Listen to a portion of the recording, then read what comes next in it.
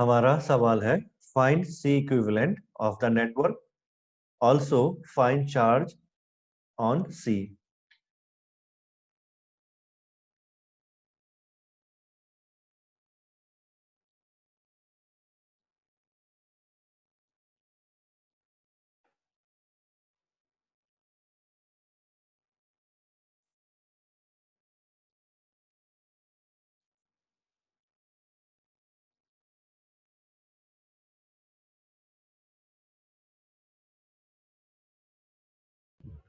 Sir C equivalent 3/2 C है क्या?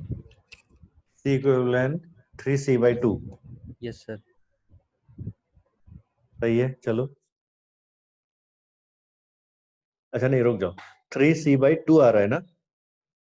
नहीं, थोड़ा सा फिर से चेक करके देख लो। यस सर, देखता हूँ। हाँ, सर कुछ हाँ, 3C/5 आएगा क्या? 3C/5। ठीक है, चलो बढ़िया है। चलो सब लोग का कुछ ना कुछ आंसर आ रहा है, इसका मतलब ठीक है, वेरिएशन सर रहना चाहिए। 2C/5 2C/5 2C/5, ठीक है, एक और आया। अच्छा ठीक है, चलो और बताइए।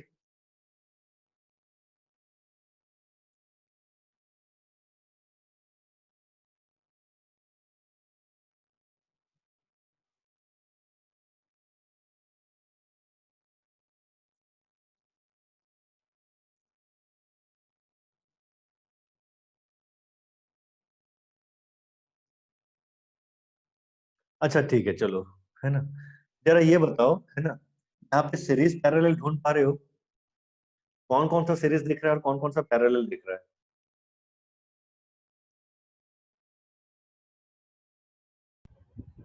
सर वो C और 2C पैरेलल पैरेलल में दिख है रहा है, सर। और हाँ, बाकी फिर वो 3C बगल में सीरीज में, और वो 3C के साथ जो सर लेफ्ट तरफ है वो सीरीज में सी और 2C क्या है? पैरेलल है। पैरेलल। पैरेलल है सर। हाँ, सही है, बिल्कुल सही पकड़े हो। फिगर को मैंने कंफ्यूज करने के लिए दिया जरूर था, लेकिन फिर भी ये चीज साफ दिखता है कि ये सी और 2C जो ये तो भाई पैरेलल है। तो चलो, अगर ये पैरेलल है ना, इस दोनों को रिप्लेस कर दो। इन दोनों को अगर रिप्लेस कर दो तो ये ऐसा बन जाएगा, है ना, ये बन गया, है ना, सी और 2C का इक्विवेलेंट, है ना, बन गया ये तुम्हारा 3C, क्योंकि पैरेलल था, दोनों ऐड कर दिया, 2C+C 3C। और इन दोनों के साथ ये 3C जो है, लेफ्ट राइट पे एक 3C है, और फिर इधर भी हमारा एक लेफ्ट में और एक 3C है, ऐसा होगा। और फिर यहाँ से ये बैटरी का कॉम्बिनेशन, ये, और बैटरी हमारा जो भी है या सोर्स जो भी था वो 12 वोल्ट ये। अब क्या बताओगे तुम लोग? सर सिर्फ सी आ रहा है सर। तो 3C 3C 3C, है ना, और 3C का क्या कॉम्बिनेशन है? ये C आ सीरीज रहा है। कॉम्बिनेशन है। और अगर ये सिर्फ सीरीज सी कॉम्बिनेशन, आएगा। हाँ, तो फिर कैसे उल्टा पुल्टा वैल्यू है तुम लोग का? वो सर थोड़ा कैलकुलेशन मिस्टेक। तो यस सर। समझ में आ गया? तो देखो हाँ कंफ्यूज नहीं हाँ। होना है। ये 3C है, तो 1/C equivalent is equal to 1/C1 plus 1/C2, यानी कि डायरेक्ट वैल्यू लिख दे तो 1/3C, है ना, प्लस 1/3C प्लस 1/3C, कितना आ गया? ये आ गया 3C/3, सॉरी, 3 नीचे डिनोमिनेटर में C, नीचे डिनोमिनेटर में C, ठीक है, ऊपर नहीं, गलती से मैंने फटाफट हो गया, नीचे C।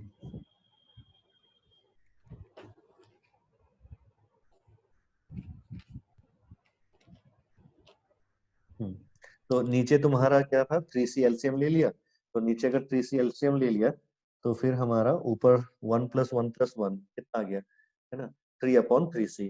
तो 3/3C 3 कट गया, so therefore C equivalent is equal to कितना आ जाएगा? C आ गया। चलो पहला आंसर तो चलो, है ना, ये था। तो अब इसमें दूसरा सवाल था, व्हाट इज द चार्ज, है ना, ऑन C। कौन सा C? ऊपर वाला C, है ना, ये तो C इक्विवेलेंट आ गया, तो कंफ्यूज नहीं होना है, ये तो रिजल्ट है C इक्विवेलेंट का, है ना। बट हमको कौन से कैपेसिटर के अक्रॉस हमको चार्ज फाइंड आउट करना है? ऊपर वाला, ये वाला टॉप में जो है। चलिए बताइए।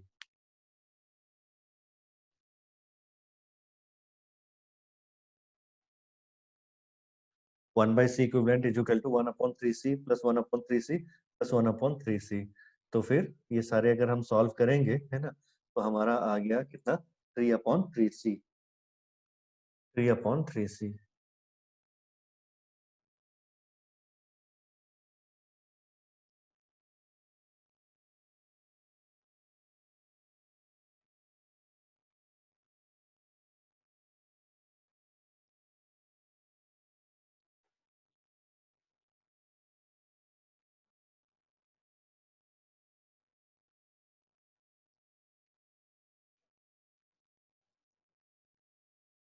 चलो दूसरे का आंसर बताओ। सिंपल है, थोड़ा लॉजिक लगा के देखोगे तो बहुत सिंपल है ना। तुरंत आंसर सामने है, बिना कोई कैलकुलेशन किया। अगर कैलकुलेशन करने बैठोगे तो थोड़ा लंबा पड़ेगा लेकिन।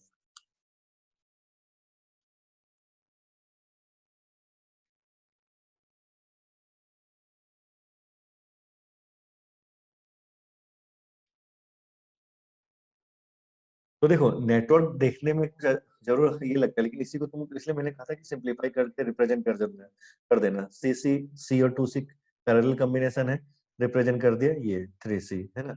और उसके लेफ्ट साइड एक और एक राइट साइड 3C, तो 3C है ना। तो बन गया तुम्हारा 1/3C plus 1/3C plus 1/3C। तो बन गया ये हमारा सी, फाइनल इक्विवेलेंट आंसर है ना। अच्छा, इसका दूसरा सवाल था find the amount of charge, है ना। चलो दूसरा part, amount of charge Q. Q is equal to क्या होता है, सीवी होता है ना। तो चार्ज जो है ना, ये होगा कितना। अब इसके लिए सी जो कैपेसिटेंस है वो तो सी ही है, ये फॉर्मूला है तुम्हारा, है ना। बट यहाँ पे जो चार्ज क्यू है उसमें कैपेसिटर कौन सा है, वो तो यही है सी, है ना। तो ये वैल्यू तो वही रह गया सी।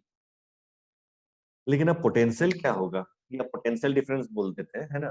पोटेंशियल डिफरेंस क्या होगा, ये हमारा दूसरा कंसर्न है। What is the potential difference.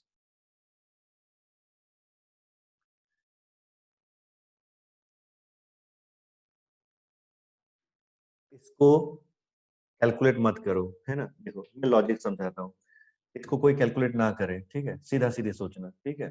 क्योंकि ऐसे आगे बहुत सारे नेटवर्क टाइप जैसे नेटवर्क के ऐसे क्वेश्चन आते हैं, तो उसमें सिमेट्रिक का कंसेप्ट हम यूटिलाइज करेंगे। जरा सिमेट्रिक के कंसेप्ट में क्या था, जरा ये देखो। देखो जब मैंने थ्योरम पढ़ाया था, चलो थ्योरम वाला पार्ट को यहाँ पे फिर से एक बार देख लेते हैं। थ्योरम इसी में होना चाहिए।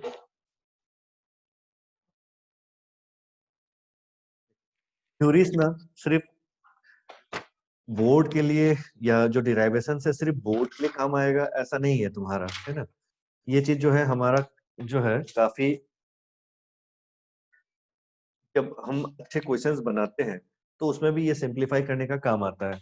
जैसे इस रिलेशन में देखो, ये स्लाइड हम लोगों ने जो लास्ट क्लास में जो देखा था, देखो इस स्लाइड में अगर देखोगे तो हमारे यहाँ पर क्या है, कॉम्बिनेशन ऑफ कैपेसिटर का सीरीज कॉम्बिनेशन का रिलेशन जो मैंने पढ़ाया था पिछले क्लास में, है ना। तो सीरीज कॉम्बिनेशन के आइडिया में क्या था, देखो तो जो बैटरी का पोटेंशियल V होगा वो हो जाएगा V1 plus V2 plus V3। अब ये तो एक्सप्लेन करने की जरूरत नहीं थी, ऐसा क्यों हुआ था। ये सब मैंने उसी वक्त एक्सप्लेन किया था कि अंदर इलेक्ट्रिक फील्ड है तो पोटेंशियल ड्रॉप करेगा यहाँ पर, यहाँ भी इलेक्ट्रिक फील्ड है तो यहाँ भी पोटेंशियल ड्रॉप करेगा, यहाँ भी इलेक्ट्रिक फील्ड है तो यहाँ भी पोटेंशियल ड्रॉप करेगा। Hence, यहाँ से यहाँ तक पोटेंशियल डिफरेंस V1, यहाँ से यहाँ तक V2, यहाँ से यहाँ तक V3। तो that's why total potential difference जो बैटरी का रहेगा V, it will be equal to V1 plus V2 plus V3। हम लोगों ने लास्ट क्लास में देखा हुआ था। तो वही चीज देख लो, V इक्वल टू, है ना। फिर V1 की जगह पे Q अपॉन C1, क्योंकि सीरीज कॉम्बिनेशन है सब में चार्ज सेम रहेगा, तो Q upon C1, Q upon C2, Q upon C3। हमने रिप्रेजेंट ऐसे ही करके किया था कि नहीं। बट उससे पहले जरा ये जो इसका जो स्टार्टिंग लॉजिक है उसको देखो। V क्या था, V1 plus V2 plus V3, है ना ये चीज। और सबका भी अलग अलग क्यों था, क्योंकि सबका भी अलग अलग इसलिए था क्योंकि सबका C1 C2 C3 देखो सबका अलग अलग था, कैपेसिटेंस सबका अलग अलग था, इसलिए सबका पोटेंशियल डिफरेंस अलग अलग था। जबकि वेरेज चार्ज तो सब में सेम था, है ना। अब तुम खुद लॉजिक से सोच के देखो, चार्ज अगर सेम है ना, और सबका कैपेसिटेंस भी अगर सेम हो जाता, C1 C2 C3 ना हो करके सबका अगर C हो जाता, तो ये V1 V2 V3 लिखने की ऐसी जरूरत पड़ती, क्या बोलते थे इधर, इसका भी C है Q, इसका भी C Q, इसका भी C और Q, ऐसा चार्ज तो सब में सेम रहेगा, वो तो फिक्स है। और सबका कैपेसिटेंस अगर C हो जाता, तो ये जो V1 है उसको सिंपली हम एक दूसरा टर्म अगर V डैश बोल देते तो V2 भी क्या हो जाता, वही V डैश, V3 भी क्या हो जाता, V डैश हो जाता।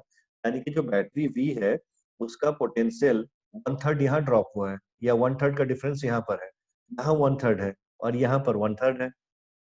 बोलो ये लॉजिक किसी को कंफ्यूजन कर रहा है क्या, एक बार हाँ ना में कोई बताओ।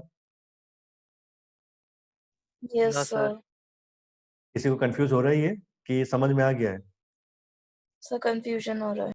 अच्छा देखो, इसमें मैंने क्या समझाया था, अगर एक बैटरी 12 वोल्ट, नंबर से सोचना, है ना। अगर ये 12 वोल्ट का बैटरी है, C1 C2 C3 तीन अलग अलग कैपेसिटर होगा। जब मैंने थ्योरी उसको पढ़ाया था तब मैंने ये बताया था कि अगर ये C1 C2 C3 अगर तीन अलग अलग कैपेसिटर है, तो अंदर इलेक्ट्रिक फील्ड के कारण यहाँ पे जो पोटेंशियल ड्रॉप होगा, है ना, वो सबका अलग अलग होगा। क्या क्यों अलग? चलो इलेक्ट्रिक फील्ड भी छोड़ दो, है ना, सिंपली बोलो रिलेशन से कैपेसिटर और चार्ज सी बी और क्यू के रिलेशन में क्या रिलेशन था? Q is equal to C V, है ना, Q is equal to CV, ये रिलेशन था हमारा।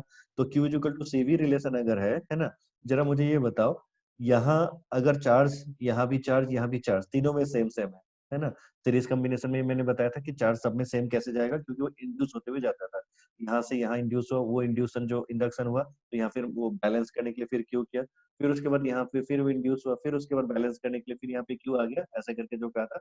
अल्टीमेटली ये हमने देखा था कि सीरीज कॉम्बिनेशन में लास्ट क्लास में देखा था कि charge on each capacitor will be same ना, और यहाँ पे नेगेटिव प्लेट को शो नहीं किया जाता है, सिर्फ पॉजिटिव प्लेट को लेकर एनालाइज किया जाता है। तो क्यू क्यू क्यू तीनों में सेम था। अब ये बताओ C1 सबका अलग, मतलब कैपेसिटेंस सबका अलग अलग था, इसका C1, इसका C2, इसका C3, है ना, अलग अलग कैपेसिटेंस था। तो पोटेंशियल डिफरेंस जो तुम्हारा हर कैपेसिटर के क्रॉस रहेगा वो सेम होगा कि अलग अलग रहेगा? वो भी तो अलग अलग ही रहेगा ना, इतना तो कंफर्म है, क्योंकि तुम्हारा चार्ज क्यू है और C1 क्या चीज है? तुम्हारा कैपेसिटेंस। तो पहला वाला जो पोटेंशियल डिफरेंस जो बनेगा इस कैपेसिटर के अक्रॉस, है ना, वो हो जाएगा V equal to Q upon C। Formula कौन सा? Q equal to CV। Q equal to CV जो फॉर्मूला हमने कैपेसिटर के केस में देख रखा है, Q इक्वल टू CV होता है। तो फिर Q इक्वल टू CV है तो V इक्वल टू क्या लिखोगे? Q upon C। बोलो ये समझ में आया? तो Q इक्वल टू C1 V1, यहाँ पर ये था रिलेशन एक्चुअली, Q इक्वल टू C1 V1 and hence V1 will be Q upon C1, है ना, V1 के जगह पे Q अपॉन C1, ये इसका हो गया। ठीक उसी तरह से इसका भी, ठीक उसी तरह से इसका भी, है ना। तो मैं ये कहना चाह रहा हूँ तुम लोगों को, देखो क्योंकि चार्ज तो सबका सेम था, कैपेसिटेंस सबका अलग अलग था, तो इसलिए पोटेंशियल डिफरेंस भी तो सबका अलग अलग होगा, है ना, तो इसलिए हमने उसको V1 V2 V3 रिप्रेजेंट किया था। लेकिन मान लो अगर, है ना, सबका कैपेसिटर अगर कैपेसिटेंस अगर सेम रहता, है ना, C C1 C2 C3 अलग अलग ना हो करके अगर ये सबके सब C होते, तो इसके अक्रॉस तुम्हारा पोटेंशियल डिफरेंस क्या लिखते? Q is equal to CV, V is equal to Q upon C, है ना। तो ये Q अपॉन C रह जाता, ये भी Q अपॉन C2 की जगह Q अपॉन C हो जाता, ये भी Q अपॉन C होता, है ना। तो बताओ तब उस केस में तीनों का पोटेंशियल डिफरेंस, है ना, मतलब तीनों का इंडिविजुअल इंडिविजुअल जो पोटेंशियल डिफरेंस है, जिसको मैंने अलग अलग V1 V2 V3 लिखा है, वो अलग अलग होता है कि सेम होता है? सेम होता ना। बोलो क्या थी, ये स्टेप समझ में आया कि नहीं? Yes, sir. तो देखो अगर कैपेसिटेंस अलग अलग है ना, चार्ज चूंकि सेम था, ठीक है, तो इसलिए पोटेंशियल अलग अलग हुआ। लेकिन अगर कैपेसिटेंस ही अगर सेम हो जाएगा तो पोटेंशियल डिफरेंस जो रहेगा वो भी तो सेम ही हो जाएगा ना। जैसे C1 C2 C3 को C1 C2 C3 मान ना मान के सबको CC ले लो, तो जस्ट इमेजिन करो ये भी C है, ये भी C है, ये भी C है, जस्ट इमेजिन करो सबके सब C है। तो अगर सबके सब अगर C है तुम्हारा, है ना, ये C है, तो इसका पोटेंशियल डिफरेंस कितना हो जाएगा? Q upon C। इसका भी अगर C बोल देते हैं, C2 के बजाय C बोलते हैं, तो इसका भी कितना हो जाएगा? वही Q अपॉन C। इसका भी क्या हो जाएगा? Q upon C। यानी कि तुम्हारा तब यहाँ पर इस इक्वेशन को हम ऐसा नहीं लिख सकते V इज इक्वल टू, है ना, Q upon C, Q upon C, Q upon C, ऐसे लिखते कि नहीं, है ना। जैसे यहाँ पे Q upon C1, Q upon C2, Q upon C3 ऐसा लिखे थे, तो सबका सेम हो जाता है Q अपॉन C। लेकिन इसमें जो अंडरस्टैंड करने वाला है ना, वो ये था कि तीनों का पोटेंशियल डिफरेंस क्या होता है? सेम होता है, V1 V2 V3 ये सेम होता है ना। तो देखो उसी लॉजिक को अब हम ना प्रॉब्लम सॉल्विंग में यूटिलाइज कर सकते हैं, है ना। देखो उसी लॉजिक को हम यहाँ पर प्रॉब्लम सॉल्विंग में कैसे यूटिलाइज कर सकते हैं। देखो यहाँ पर, देखो क्या यहाँ पे ये तीनों कैपेसिटर सेम वैल्यू के मिले फाइनली? 3C 3C 3C, कितने वोल्ट का है? ये 12 वोल्ट का है। तो सीरीज कॉम्बिनेशन है, चार्ज तो सब में सेम ही रहेगा। अगर चार्ज सभी में सेम रहेगा, है ना, सबका कैपेसिटेंस अलग अलग, सबका कैपेसिटेंस भी सेम सेम है, तो सबका पोटेंशियल डिफरेंस, है ना, सबका पोटेंशियल डिफरेंस अलग अलग होगा, सेम सेम होना चाहिए? ये बताओ। Same same. Same same, Same. हाँ सर सेम। सेम होगा, ठीक है, आगे समझ में, है ना। सबके सब सेम है, 3C 3C 3C है ना, चार सीरीज में सब में सेम रहेगा, तो सबके अक्रॉस पोटेंशियल डिफरेंस क्या रहेगा? सेम ही रहेगा। तो यहाँ से यहाँ तक जो पोटेंशियल डिफरेंस को V बोल दो, इसको भी चलो V बोल दो, इसको भी चलो V बोल दो, है ना।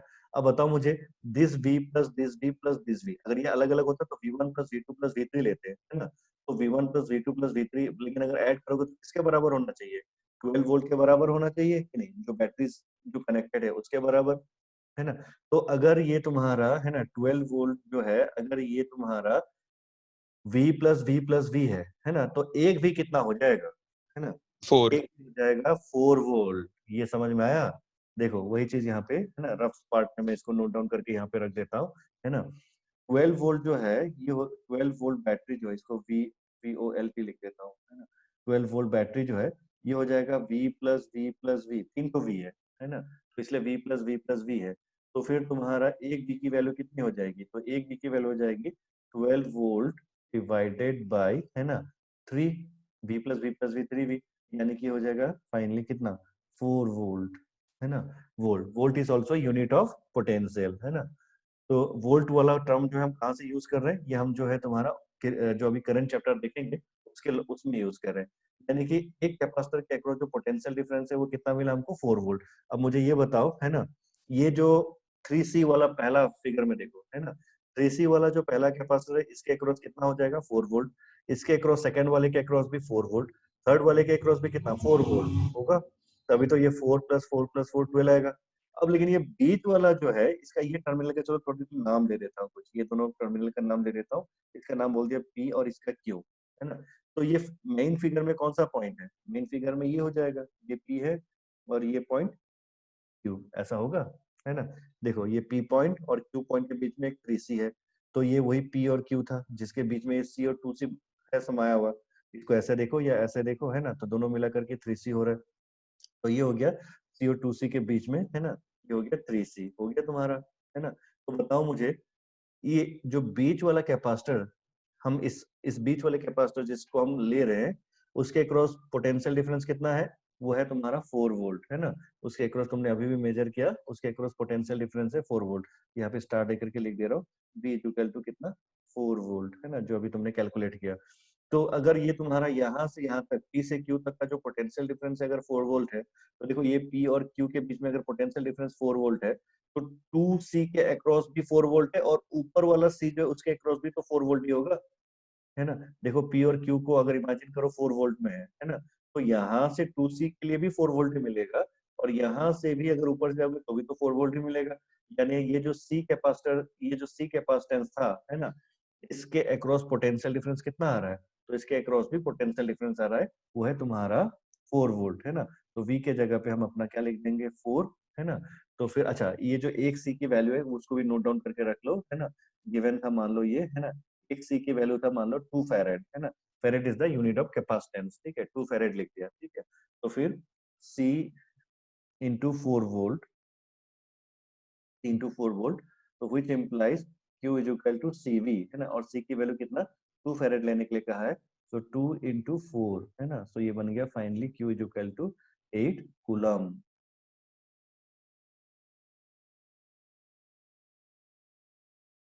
8 कूलम। देखो क्या ये स्टेप समझ में आया तुम लोगों को? बताओ, किसी को कोई कंफ्यूजन है तो पूछ लो।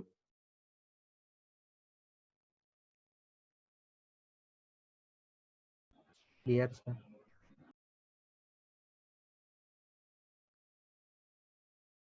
तो देखो क्वेश्चन अगर तुम ऐसे सॉल्व करते कि भाई ये 3C 3C 3C है ना, इनका इक्विवेलेंट क्या होगा, फिर उसके बाद वो इक्विवेलेंट निकालने के बाद फिर ऐसे करके फिर नेटवर्क एनालिसिस करते हुए बैक कैलकुलेशन करते हुए जाओगे तो बहुत लंबा पड़ जाएगा सॉल्व करने, है ना। उसके बजाय आप सीधा लॉजिक लगाओ, है ना, और लॉजिक जो था वो कौन सा चीज है? वो डिराइवेशन की चीजें ही रहती है। तो देखो जब नेटवर्क एनालिसिस किया जाता है ना, तो सिर्फ सीरीज और पैरेलल ही हम नहीं ढूंढते, हम जो थ्योरी में पढ़ रखे हैं ना उनके आइडियाज को भी यूटिलाइज करने की कोशिश करते हैं। जैसे यहाँ पर मैंने लॉजिक लिख दिया, यहाँ पर मैंने सीधा देख लिया कि भाई 12 वोल्ट है और 3 तो सेम सेम कैपेसिटर हो गए, क्योंकि ये नेटवर्क में पता नहीं चलता है, इसलिए इस नेटवर्क को मैंने क्या किया, जो क्वेश्चन वाला नेटवर्क था उसको मैंने रिड्यूस कर दिया इस तरह से, है ना। तो इसको अगर इस तरह से रिड्यूस कर दिया है, तो जैसे ही रिड्यूस कर दिया तो साफ दिख रहा है भैया ये दोनों तो 3C है और लेफ्ट और राइट में भी 3C है, यानी कि तीनों क्या करेगा? इक्वल इक्वल पोटेंशियल ड्रॉप कराएगा, है ना, हम ऐसा बोलते हैं, इक्वल इक्वल पोटेंशियल ड्रॉप कराएगा ऐसा बोलते हैं। या ये बोलो तीनों के अक्रॉस पोटेंशियल डिफरेंस बराबर रहेगा, तीनों के अक्रॉस पोटेंशियल डिफरेंस बराबर रहेगा, V इसमें भी V इसमें भी V ऐसा रहेगा, है ना। तो ये चीज है, तो तीनों के अक्रॉस अगर पोटेंशियल डिफरेंस जो है वो अगर सब में V है बराबर है, तो गिवन दिया था 12 वोल्ट, है ना, तो 12 वोल्ट है तो हर एक के बीच में, हर एक में कितना होना चाहिए? 4 4 होना चाहिए, तभी वो इक्वली डिस्ट्रीब्यूट होगा। 4 4 4, है ना, तो 12 वोल्ट हो गया। तो वही चीज था, तो ये जो 3C बीच वाला था उसके अक्रॉस अगर 12 वोल्ट का वन थर्ड यानी कि 4 वोल्ट हो गया, तो वो 4 वोल्ट कौन से टर्मिनल्स के अक्रॉस है वो देखो। तो मैंने नाम इसलिए दे दिया PQ। तो ये जो PQ है वो PQ ये है, एक्चुअली रियलिटी में तो ये था, इसको तो मैंने सिंप्लीफाई किया था, है ना। तो ये PQ, तो इस PQ के अक्रॉस पोटेंशियल डिफरेंस अगर हमारा 4 वोल्ट है, तो ये PQ ऐसे नीचे से जाओ तो 2C के अक्रॉस कितना बोलोगे, 4 वोल्ट ही बोलोगे। ऊपर से जाओ तो ये C के अक्रॉस भी कितना बोलोगे, 4 वोल्ट ही बोलोगे ना। इसको जैसे एक फिर से मैथ एक दूसरा इक्वेशन में या दूसरा फिगर में जैसे ये देख लो, अगर मान लो ये C था, है ना, और ये तुम्हारा दूसरा वाला 2C था, ऐसे, है ना। ये C है और ये 2C पैरेलल कॉम्बिनेशन है ना। अब बोल दिया कि ये जो बैटरी कॉम्बिनेशन इनको दिया गया है, ये बैटरी कॉम्बिनेशन यहाँ से यहाँ तक का बोल दिया चलो 4 वोल्ट है ना।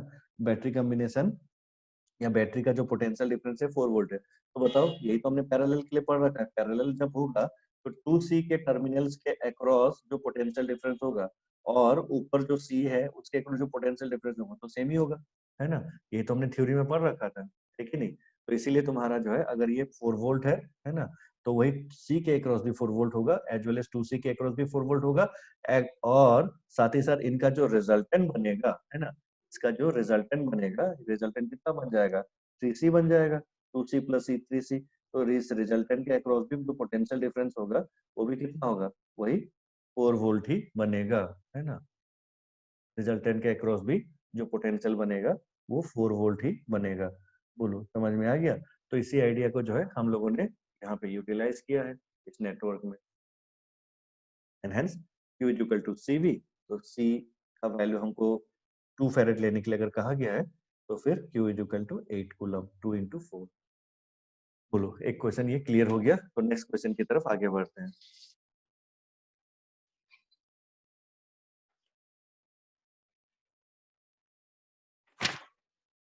यस सर, क्लियर है। सर हाँ बोलो। सर लास्ट क्लास का पीडीएफ आप भेजे हो क्या सर? नहीं, लास्ट वाला शायद। वो एक साथ आज ही भेजूंगा। लास्ट क्लास वाला भी ओके भेजा सर। नहीं, क्योंकि उसका वीडियो भेज दिया था तुम लोगों को, वीडियो था ना उसका। हाँ हाँ सर, ठीक है। हाँ, इसलिए उसको मैंने सोचा एक साथ आज ही डाल दूंगा क्योंकि वो नेटवर्क का था। चलो नेक्स्ट क्वेश्चन पे आ जाओ। तो ये हो गया। तो अब दूसरे वेरिएशन ऑफ क्वेश्चंस देखेंगे, ठीक है। ये सब जो क्वेश्चन में सिलेक्ट कर रहा हूँ ना, ये एच वर्मा का ही है ऑलरेडी। जो मैंने तुम लोगों से कहा था कि एच वर्मा सॉल्व कराऊंगा, तो मैं ही सिलेक्ट करके लेके आया हूँ। तो यहाँ पे वो सब देख रहे हैं। देखो नेक्स्ट एग्जांपल में कुछ प्लेट्स दे रखे हैं। अब डायरेक्ट कैपेसिटर बोल के नहीं दिया हुआ है, ठीक है। प्लेट्स दे रखे हैं और उन प्लेट्स को देख करके तुमको फिर रीअरेंज करके एनालाइज करके, है ना, समझना है कैसे प्लेट्स है वो। देखो फिगर में, देखो 4 प्लेट्स इस तरह से रखे गए हैं।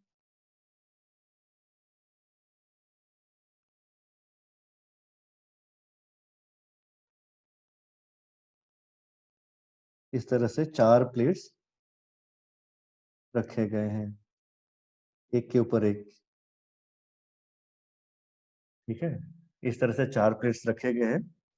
अब ये 4 प्लेट जो है, समझ में आ गया, सबके सब पैरेलल है और सबका प्लेट का एरिया A है।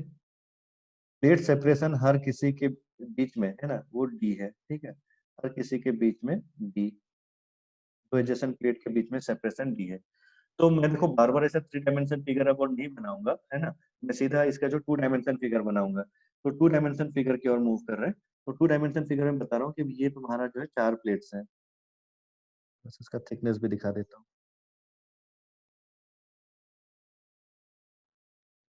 इस तरह से 4 प्लेट्स हैं आपके। एंड ऑब्वियसली कैपेसिटेंस पढ़ रहे हैं तो these are your metallic plates, है ना। नॉन मेटेलिक तो हो ही नहीं सकते, नहीं तो कैपेसिटेंस कोई मतलब का नहीं रह जाएगा, है ना। These are all metallic plates. तो these are all metallic, 4 metallic plates, है ना। क्रॉस सेक्शन एरिया A, है ना, metallic plates. Cross section area A, separation between adjacent plate D, ठीक है। अब देख लीजिए इन चारों प्लेट को मैंने ऐसे उसका सिर्फ उसका क्रॉस सेक्शन अब दिखा रहा हूँ। ये 4, 1 2 3 4,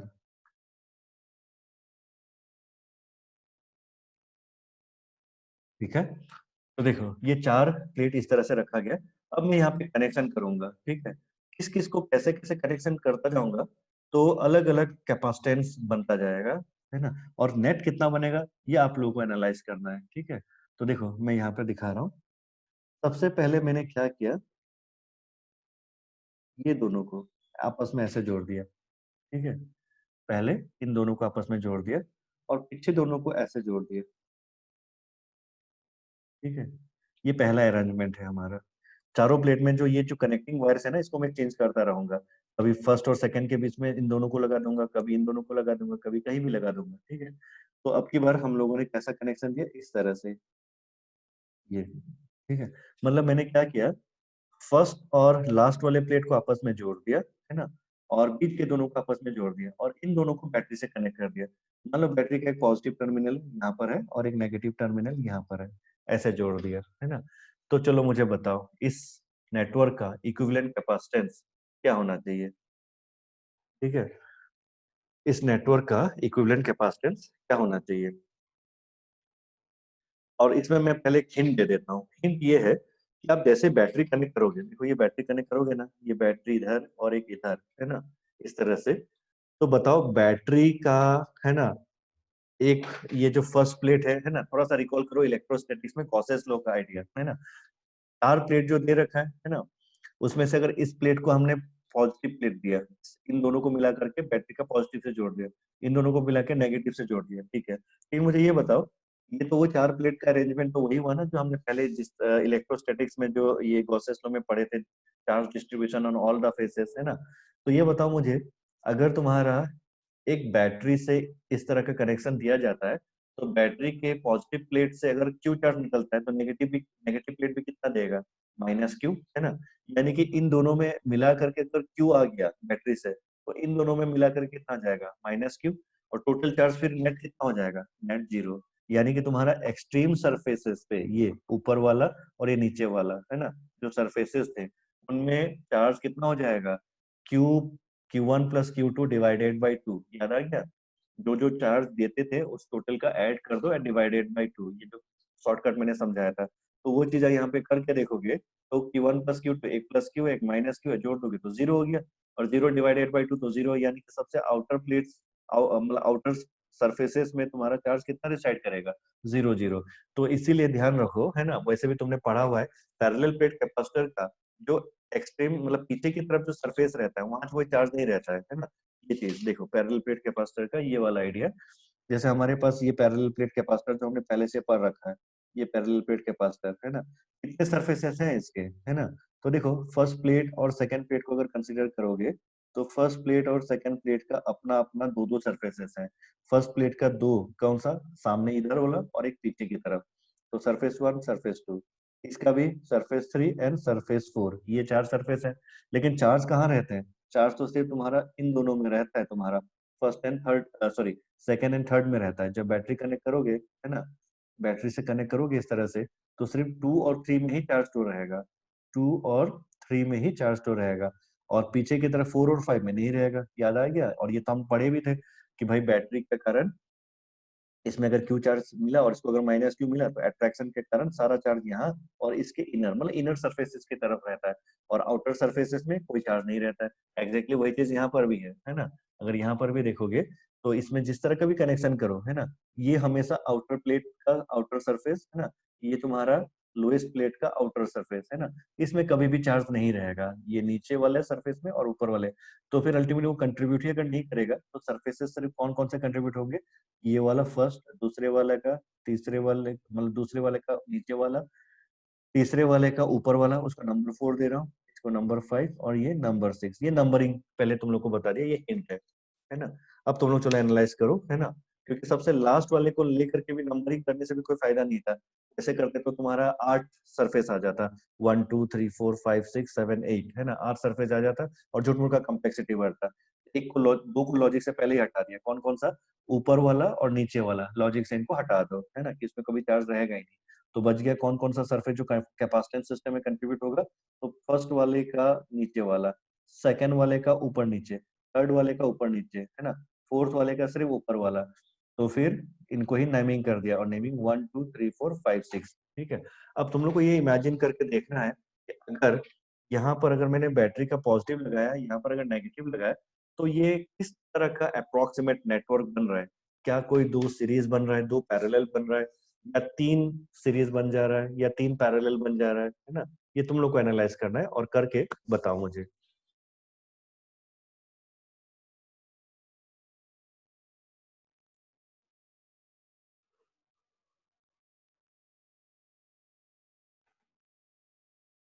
और इंटरेस्टिंगली ये जो क्वेश्चंस है, ऐसे टाइप के क्वेश्चंस तुम्हारे पहले आ चुके हैं।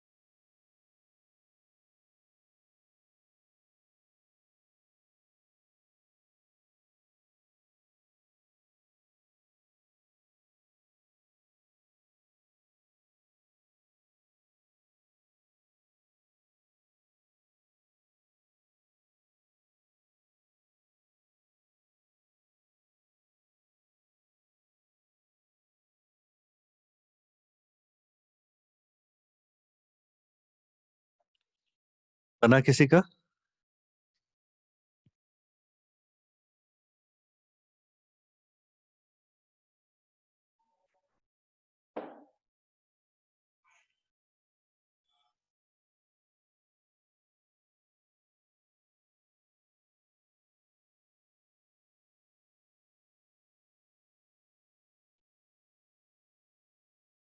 नहीं बना? चलो मैं हिंट दिखा रहा हूँ। चलो पहला वाला क्वेश्चन मैं हिंट मतलब हिंट दे दिया और इसको सॉल्व करके दिखा रहा हूँ, है ना। सेकंड नेटवर्क दोनों ट्राई करोगे, देख लो। चलो सब लोग देखो, है ना। देखो कैसे सॉल्व किया जा रहा है।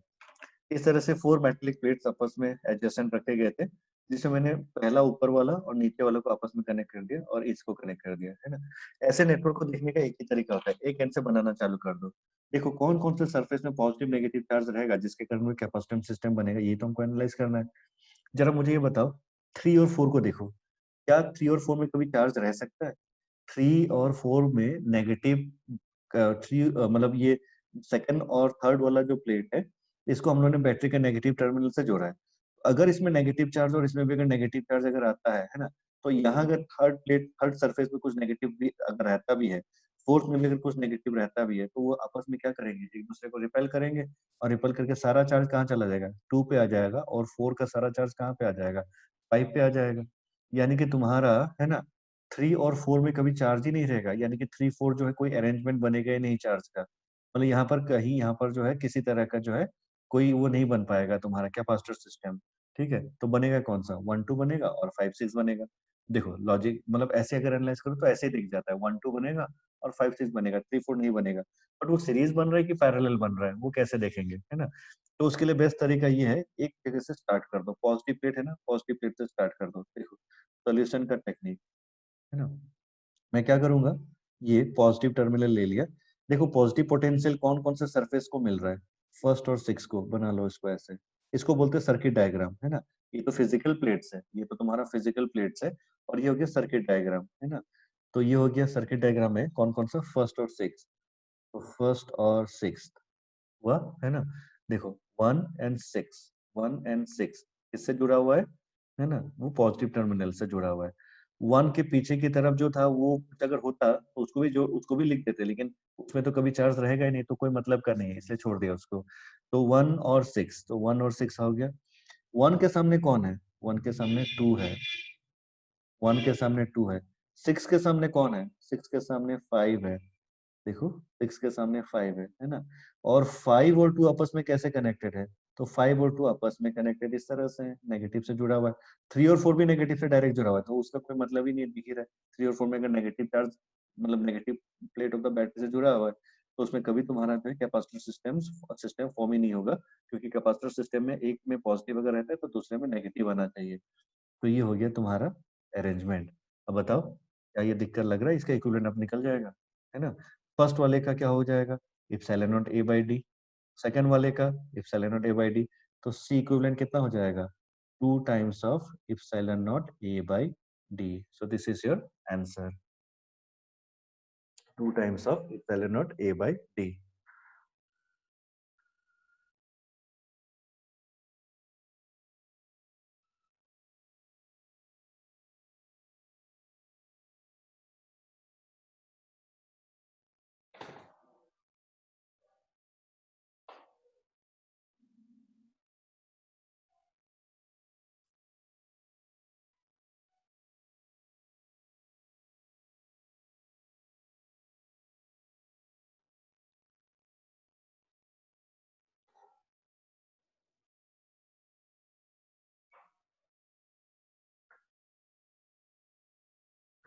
बोलो किसी को कोई डाउट नहीं है तो दूसरा नेटवर्क दे रहा हूँ, फिर से देख लो ध्यान से। 1 और 2 है ना, आमने सामने था, है ना।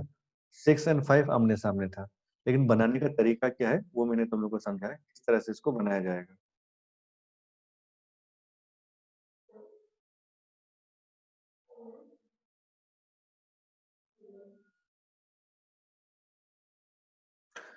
तो चलो नेक्स्ट आगे बढ़ते हैं दूसरे नेटवर्क में। जैसे ये 4 कैपेसिटर मतलब 4 प्लेट का जैसे देखा था, उसी का दूसरा फॉर्म दिखा रहा हूँ।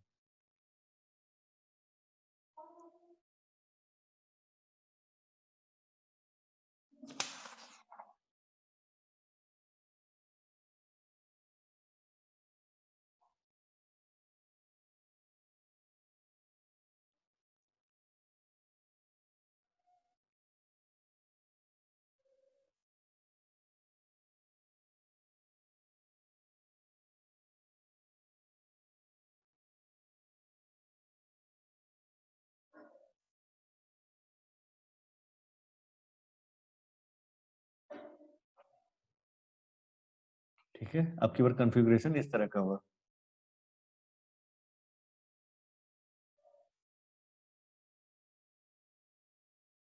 फिर से बाहर वाले जो सरफेसेस हैं उसमें कोई चार्जेस नहीं रहेंगे, जो भी रहेंगे अंदरूनी सरफेसेस पे रहेंगे। इसलिए ये 1, ये 2, ये 3, ये 4, ये 5 एंड दिस इज योर 6। ऐसे कोई भी कॉन्फ़िगरेशन में हमेशा इनर सरफेसेस ही कंट्रीब्यूट करता है।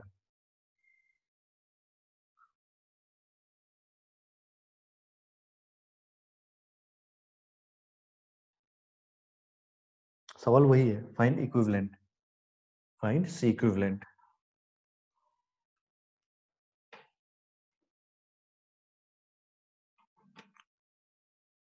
आदित्य क्लियर था अभी? यस इससे सर, पहले? हो गया क्लियर। हाँ। शशांक क्लियर था तुम्हें? Yes sir.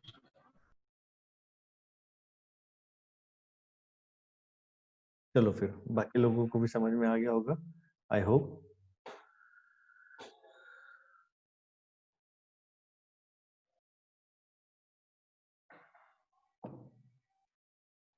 अच्छा एक बार ये बताओगे, क्लियरिटी है तुम लोग के एंड में, वीडियो की क्लियरिटी? यस सर क्लियर है। Yes, sir. क्लियर है सर।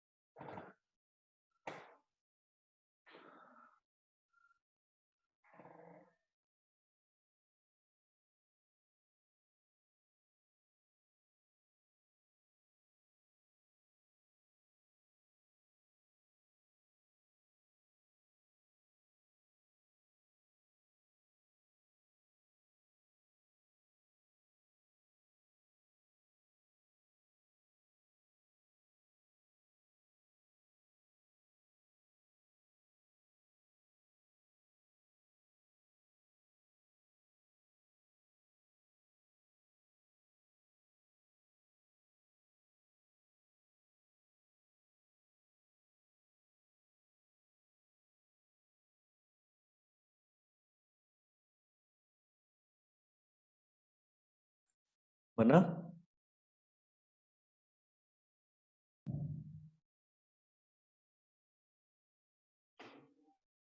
चलो वन सेकेंड, है ना, मैं दिखा रहा हूँ आइडिया कैसा था। देखो इसका नेटवर्क यहीं पे पहले सिंप्लीफाई करके दिखाता हूँ। इसको है ना ऐसे कर सकते हैं हम लोग। पॉजिटिव से कितने सरफेसेस कनेक्टेड हैं वो देखो, 1 4 एंड 5, है ना, दिख रहा है? 1 4 एंड 5, इसको सेडेट कर देता हूँ ताकि तुम लोग को अब क्लियर हो जाए, है ना। ये फर्स्ट है ना, और फर्स्ट का ऊपर वाला भी, पर ऊपर वाले में कोई चार्ज नहीं रहेगा तो इसलिए उसको नंबरिंग करने का कोई मतलब नहीं था, तो इसलिए फर्स्ट और ये सेडेड दूसरा वाला जिसमें 4 एंड 5 है ना, ये पॉजिटिव से कनेक्टेड है। ऐसे बना सकते हैं 1 2 3, नंबरिंग कर दो, 1 है ना, next 4 and 5, next 4 and next 5। 1 4 and 5 किससे कनेक्टेड है? पॉजिटिव से। 1 के सामने कौन है? 1 के सामने 2 है, 1 के सामने 2 है। फिर 4 के सामने कौन है? 4 के सामने 3 है, 4 के सामने 3 है ना।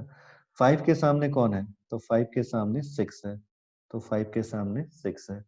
तो फिर फाइनली ये तीनों 2 3 एंड 6, जरा ध्यान से देखो, 2 है ना, 6 है ना, एंड 3, 2 3 एंड 6, ये आपस में कैसे कनेक्टेड है? ये आपस में भाई negative terminal of the battery से जुड़ा हुआ है। अब बताओ इन तीनों का इक्विवेलेंट क्या आ जाएगा? तो इन तीनों का इक्विवेलेंट हो जाएगा, all this three are in parallel, 1 2 4 3 5 6, है ना, और इनके बीच में जो सेपरेशन है वो भी डी डी डी है। तो फिर सीधा दिख रहा है, सी इक्विवेलेंट बन जाएगा तुम्हारा epsilon not A by D, है ना। लेकिन ये भी है इप्सिलॉन ए बाई डी, ये भी है, ये भी है ना, और तीनों पैरेलल है तो ऐड करोगे तो 3 times of epsilon not A by D. आया था किसी को ये वैल्यू? Yes, sir. चलो बहुत बढ़िया। फिर चलो नेक्स्ट फिर कनेक्शन देखते हैं, ठीक है। तीसरा कनेक्शन, दो कनेक्शन, दो अरेंजमेंट देख लिया, और एक तीसरा अरेंजमेंट और एक करके देख लेते हैं। 1 2 3 4, अब की बार इसको कनेक्ट करो।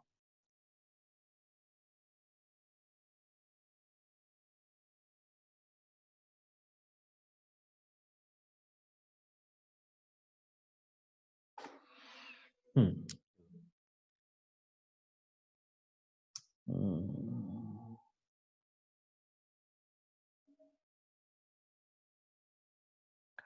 कौन कौन सा कनेक्ट कर रहे हैं अब की बार, तो सीरीज इफेक्ट आता है। चलो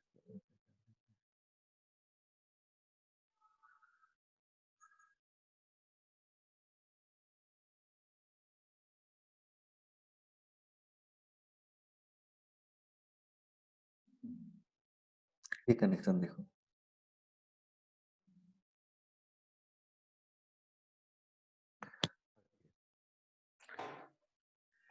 सिर्फ एक ही कनेक्शन दिया आपकी बार, है ना। और वो सीधा एकदम फर्स्ट प्लेट और लास्ट प्लेट आपस में इंटरकनेक्टेड है, और बाकी सीधा बीच के दोनों को मैंने सीधा पॉजिटिव नेगेटिव से जोड़ दिया। चलो ये सोच के देखो इसका सर्किट डायग्राम है ना, इक्विवेलेंट कैसा बनेगा।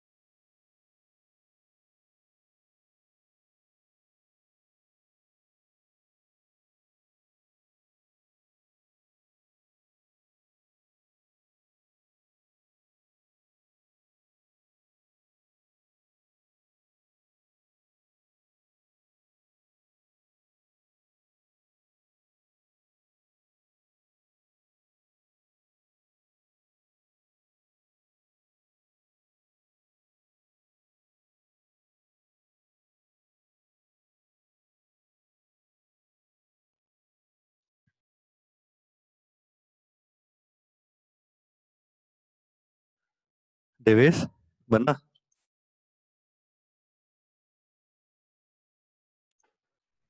थ्री ऑप्शन और ए बाई डी आएगा क्या? चलो चेक कर लेते हैं। उमेर,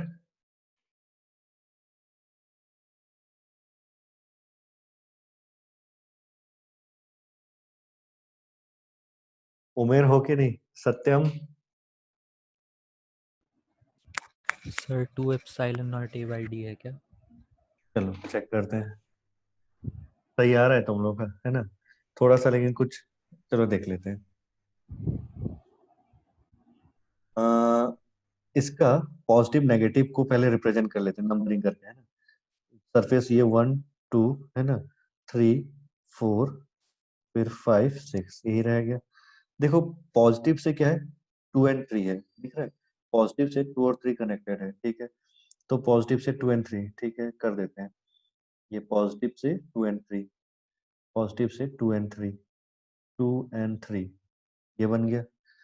पॉजिटिव से 2 एंड 3 है ना, 2 और 3 दोनों सरफेस तुम्हारा पॉजिटिव टर्मिनल से बैटरी बैटरी से कनेक्टेड है, लिख देते पहले, है ना। क्योंकि अब की बार ये नेगेटिव है तो इसलिए 3 और 4 में भी चार्ज रहेगा, एक में पॉजिटिव है तो दूसरे में नेगेटिव आ ही जाएगा। लेकिन देखो पीछे कुछ नहीं रहेगा ऐसा नहीं था, हम लोग याद करो ऐसे क्वेश्चन जब हम लोग चार्ज डिस्ट्रीब्यूशन में बनाते थे, है ना, तो कुछ हो रह भी सकता है नहीं भी रह सकता, वो डिपेंड करता है तुम्हारा, है ना। तो यहाँ पे फिलहाल तो जो भी हम जानते हैं उसके अकॉर्डिंग चलो। तो 2 3 बना लिया, 2 3, 2 के सामने कौन है, तो 2 के सामने 1 है, 2 के सामने 1 है, ठीक है। 3 के सामने कौन है, 3 के सामने 4 है, 3 के सामने 4 है, बन गया। देख लो 2 3 2 3, ठीक है। 2 के सामने कौन है, 1 है, 2 के सामने 1 है। 3 के सामने कौन है, 4 है। और 4 कहाँ से कनेक्टेड है, तो 4 जो है डायरेक्ट नेगेटिव टर्मिनल से कनेक्टेड है, 4 डायरेक्टली नेगेटिव टर्मिनल से कनेक्टेड है, पीछे ले जाके नेगेटिव कर दिया, है ना। 3 4 तो direct positive negative, 3 4 direct positive negative, सही है। 2 और 1 में 2 डायरेक्टली तुम्हारा पॉजिटिव से कनेक्ट है, 1 का पता नहीं है। लेकिन थोड़ा सा अगर देखो, है ना, पीछे से भी देखो, है ना, सिर्फ एक एंड से नहीं देखेंगे अब की बार, है ना, दूसरे एंड से भी देखो। देखो जिस तरह से तुमने पॉजिटिव के लिए 2 3 लिखा था, तो नेगेटिव के लिए भी तो 4 5 है, तो नेगेटिव के लिए ये 4 5 है ना। क्यों ना इसको बना दे यहाँ पर, तो नेगेटिव के लिए इधर से चलो, तो ये तुम्हारा 4 बन चुका है, ये 5, ऐसा कर देते हैं। देखो 4 एंड 5 किससे कनेक्टेड है, नेगेटिव से। 4 एंड 5 देखो नेगेटिव से कनेक्टेड हुआ, ठीक है। 5 के सामने कौन है, 5 के सामने 6 है, 5 के सामने 6 हुआ। और 6 और 1 आपस में इंटरकनेक्टेड है, 6 और 1 आपस में इंटरकनेक्टेड है। देखो तो बना क्या, ये समझ में आया सबको कैसे करके स्टेप्स फिर से आया था, ठीक है। 2 और 3 का पहले ले लिया, कोई भी ले लो, कोई नेगेटिव ले सकता है चाहे तो कोई पॉजिटिव ले सकता है। मैं पॉजिटिव से ले लेता हूँ, है ना, मतलब ये ऊपर से ले लेता हूँ। तो 2 एंड 3 पॉजिटिव था, तो 2 एंड 3 पॉजिटिव था। फिर 2 के सामने 1 है, 2 के सामने 1 है, 3 के सामने 4 है, 3 के सामने 4 है, और 4 डायरेक्टली नेगेटिव से कनेक्टेड था, 4 डायरेक्टली नेगेटिव से कनेक्टेड था, बना दिया। फिर उसके बाद यहाँ से बाकी कंफ्यूजन हो रहा है कि 1 के साथ आगे 6 है, फिर क्या है समझ में नहीं आ रहा है। इसलिए मैंने क्या कर लिया, क्यों ना डायरेक्टली जो बैटरी से जुड़ा हुआ है उसको नेगेटिव वाले एंड से भी देख लेते हैं। तो नेगेटिव वाले एंड से देखा तो 4 एंड 5 जो है नेगेटिव होना चाहिए। तो 4 और दूसरा 5 कहाँ बनाओगे, है ना, ऊपर की तरफ बना दो।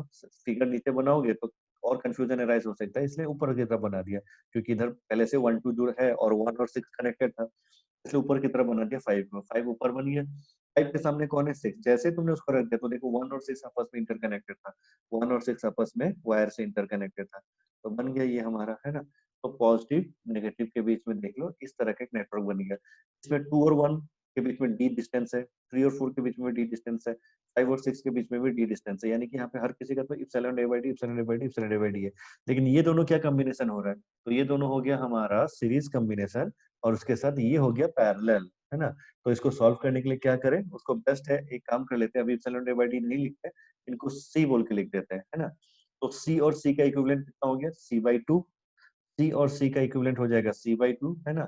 और उस सी बाई 2 के साथ ये सी क्या है, सी बाई 2, ये जो बनेगा सी बाई 2, क्योंकि सीरीज है 1 by C plus 1 by C, याद करो, है ना। तो 1 by C equivalent is equal to 1 by C 1 plus 1 by C 2, यानी कि 1 by C plus 1 by C, तो 2 बाई सी, फिर उल्टा कर दोगे तो सी बाई 2 आ जाएगा, है ना।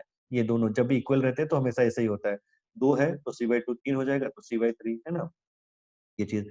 तो यहाँ पे तुम्हारा अगर इसका सी बाई 2 है, इसका कितना था, सी था, तो ये दोनों आपस में क्या है, पैरेलल है। तो सी इक्विवेलेंट हम सीधा लिख सकते हैं, है ना, कि हमारा सी प्लस कितना, सी बाई 2। तो सी प्लस सी बाई 2 यानी कि ये हो गया हमारा 3 सी बाई 2। और अगर ये 3 सी बाई 2 है ना, 3 सी बाई 2 है, तो फिर सी के जगह पे बिठा दो 3/2 epsilon not A by D, है ना। ये भी इसका सही आया था, है ना। सर मेरे से 3 आया था। अच्छा गलत आ गया, इसका सही आया ये वैल्यू, किसी को नहीं आया। अच्छा चलो फिर दूसरा नेटवर्क, ठीक है। आज हम लोग नेटवर्क बेस्ड आइडिया ही करते रहेंगे थोड़ा सा, है ना, ये सारी चीजें नेटवर्किंग कर करके तुम लोग को थोड़ा सा प्रैक्टिस करा देता हूँ, क्योंकि अभी और इससे ज्यादा हम नेटवर्क अभी फिलहाल और नहीं देख सकते हैं, है ना। जो डिफिकल्टी का जो ये सब बेसिक लेवल है, इसके बाद जो इसके डिफिकल्टी के जो दूसरे लेवल आएगा, है ना, उसमें फिर तुम्हारा जो है वही किरचॉफ्स लूप लो वगैरह यूज करना आना चाहिए, जो कि करंट इलेक्ट्रिसिटी के बाद ही होगा। फिर चार्जिंग डिस्चार्जिंग कैपेसिटर ये सब चीजें, फिर ऑसिलेशन, ये सारी चीजें अभी आगे आगे आएगा, है ना। डिफरेंशिएट इंटीग्रेट ये सब करने का वो सारी चीजें अभी आएगा तुम्हारा। तो ये एक बार मैं तुम लोग को स्कूल के पॉइंट ऑफ व्यू से पहले एक बार करंट थोड़ा पढ़ा दूं, फिर उसके बाद वापस मूव करेंगे। वो फिर कैपेसिटर और इलेक्ट्रोस्टैटिक का सेकंड लेवल हो जाएगा। अच्छा दूसरा क्वेश्चन का आइडिया देखो, है ना। जैसे नेटवर्क का ये टाइप के एनालिसिस अब तो तुम लोग को समझ में आ गया, 3 महीने दिखा दिया, है ना। बाकी और भी ऐसा कुछ मिलता है तो करना कुछ नहीं है ना। अरेंज बस करना है उसको, सर्किट डायग्राम बना करके, है ना। और उसमें जो है प्लेट्स का नंबरिंग करोगे, है ना, और उससे फिर तुम्हारा बनता जाएगा। तो चलो दूसरे टाइप के क्वेश्चंस में, है ना, एक तो हम लोगों ने सिंपल हुआ भी देखा, अब थोड़ा सा नेटवर्क के ही क्वेश्चंस रहेंगे। मुझे अभी यहाँ पे दिक्कत जा रहा है थोड़ा सा तुम लोग के साथ मैक्सिमम क्वेश्चन डिस्कस करने के लिए, क्योंकि आगे सब नेटवर्क बेस्ड ही रहेगा इसमें। तो एनर्जी से रिलेटेड वाला क्वेश्चन भी हम लोगों ने पिछले क्लास में देख लिया था। नेटवर्क के इस तरह के क्वेश्चंस भी हम लोगों ने देख लिया है।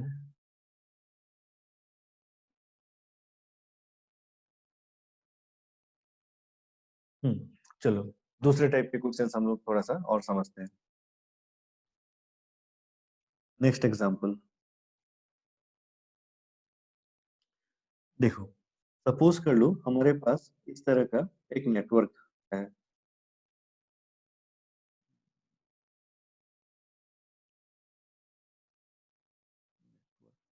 ठीक है। अभी रुको बनाना मत, ठीक है, एक मेरा यहाँ पे एक और बना देता हूँ, क्योंकि इनिशियल देख रहे हैं तो थोड़ा आसान, एक आसान वाला देता हूँ। नोट को उसमें हम लोग कॉम्प्लेक्स नहीं करेंगे। यहाँ पे एक और डाल देता हूँ।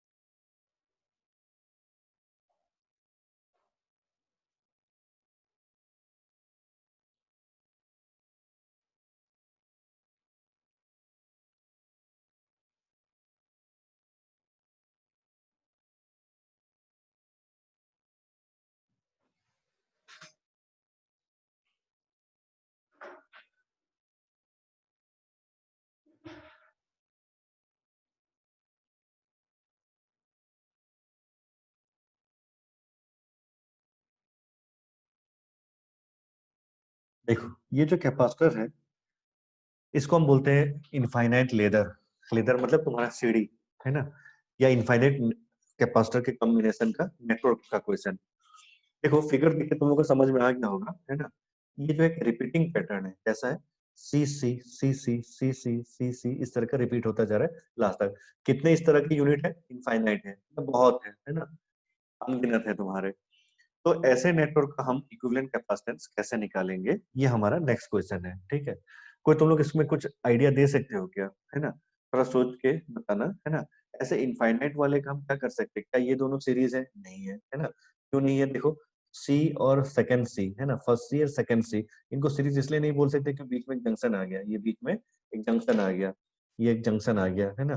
फिर उसके बाद यहाँ से यहाँ देखोगे तो नहीं, ये ऐसा नहीं होगा, ऊपर से पीछे से ही देखना पड़ेगा। पीछे से देखोगे ठीक है, ये दोनों सीरीज है, उसके साथ फिर पैरेलल, फिर सीरीज, फिर पैरेलल, फिर से। पर कितना करोगे ऐसे भाई, अगर इनफाइनाइट है या वेरी लार्ज है, अगर ऐसा बोल रखा है तो कितना करोगे, तो ऐसे तो हम सॉल्व नहीं कर पाएंगे इसको, है ना कोई टेक्निक लगाना पड़ेगा, है ना। तो यहाँ पर हम एक बार तुम लोग सोचो, इसको ज्यादा टाइम तुम लोग को नहीं देता हूँ, थोड़ा सा फिर भी एक बार सर्किट को एनालाइज कर लो। ये जो है नेटवर्क जो है, इसमें तुम्हारा जो है कई नंबर ऑफ, है ना, रिपीटिंग पैटर्न्स है। जो रिपीटिंग पैटर्न्स है ना, कई नंबर्स में, तो इसका इक्विवेलेंट कैपेसिटेंस निकालना है। सब सवाल फिर से वही है, find C equivalent, find C equivalent.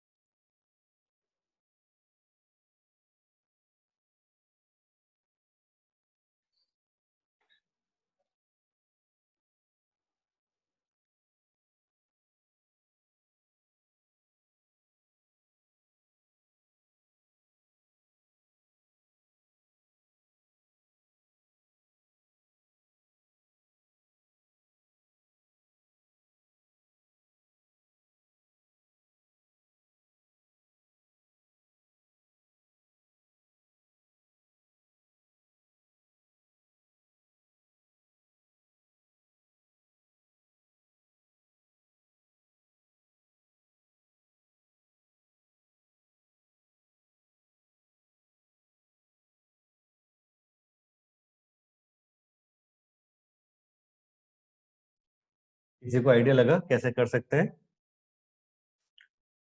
Sir GP pro का कुछ लगेगा क्या? अ, देखो कैसे करते हैं, चलो इसको एनालाइज करने का बेस्ट तरीका क्या होता है ना, एक लॉजिक, है ना।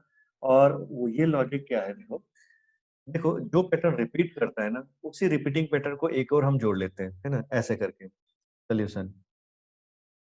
देखो सपोज कर लो ये जो पैटर्न है बार बार रिपीट हो रहा है, उल्टा एल वाला, एल टाइप का, ऐसा ऐसा, है ना, ऐसा, ये बार बार रिपीट हो रहा है।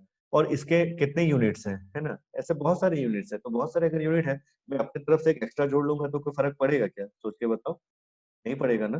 तो कर लेते हैं उसको, चलो, है ना। इस टर्मिनल का नाम दे देते हैं ए बी, ठीक है, ये टर्मिनल्स का नाम ए बी दे देते हैं। और अब देख लो तुम्हारा, है ना, देखो एक रिपीटिंग पैटर्न में अपने तरफ से एक्स्ट्रा जोड़ रहा हूँ, ये, ठीक है, एक रिपीटिंग के पैटर्न मैंने अपने तरफ से एक्स्ट्रा जोड़ दिया। So this is your A dash B dash, ठीक है, ये मैंने अपने तरफ से जोड़ा है, ध्यान देना, ठीक है, ये मैंने अपने तरफ से जोड़ा है, ये सी, ये सी। और ये जो ए बी है, पूरा यहाँ से लेके यहाँ तक उसका कुछ ना कुछ तो वैल्यू होगा ही होगा, है ना। सोच के देख लो, ये सी सी सी सी ये जो भी है अल्टीमेटली कुछ ना कुछ तो इनका वैल्यू होगा ही होगा, है ना। वो जो भी वैल्यू होगा अगर उसको मैं सी डैश बोल के रिप्रेजेंट कर दो तो वो सी डैश जो है वो ए बी के अक्रॉस ऐसा रहेगा। सी डैश ये पॉइंट ए और ये पॉइंट बी, ये जरा देख लो, है ना। फिर से देखना क्या किया हूं मैंने। ए और बी के बीच में जो पूरा नेटवर्क है ना, उस नेटवर्क का कुछ ना कुछ एक इक्विवेलेंट तो होगा। उस इक्विवेलेंट को मैंने क्या कह दिया, सी डैश कह दिया, है ना।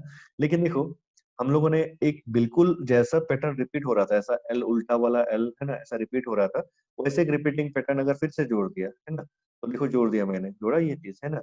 ए बी से जोड़ा था, देखो यहाँ से ऐसे जोड़ा था, वही चीज यहाँ से ये जोड़ा था, है ना। तो ये जोड़ करके उसको ए बी से कनेक्ट कर दिया, ए बी से कनेक्ट कर दिया, ठीक है। तो बताओ, तो इस नेटवर्क को ऐसे अगर मैं जोड़ देता हूँ तो मेरा मतलब कुछ तुम्हारा इक्विवेलेंट कैपेसिटेंस में कोई फर्क पड़ेगा क्या, है ना। कुछ नहीं पड़ेगा, रिजल्ट वैसे ही आएगा तुम्हारा, क्योंकि इनफाइनाइट ऐसे ही बोल रखा है। तो एक पैटर्न और रिपीट करने वाला अगर मैं जोड़ दूं तो क्या फर्क पड़ेगा, कुछ भी नहीं फर्क पड़ेगा, तो इसलिए ऐसा जोड़ देता है ना। लेकिन अब मुझे एक चीज बताओ, है ना, एबी के अबाउट अगर कैपेसिटेंस जो अगर हम इसको सीडीएस बोल रहे हैं, तो जब सी सी इस तरह का एक रिपीटिंग पैटर्न अगर जोड़ देते हैं तब एडीएस बीडीएस के अक्रॉस भी जो इक्विवेलेंट कैपेसिटेंस है उसमें तो नहीं के बराबर चेंज आएगा ना, क्योंकि तो इनफाइनाइट लेदर है। तो जो एडीएस बीडीएस के अबाउट भी जो वैल्यू आएगा उसको हम क्या लिख सकते हैं, अप्रोक्सीमेटली सीडीएस ही लिख सकते हैं कि नहीं, है ना।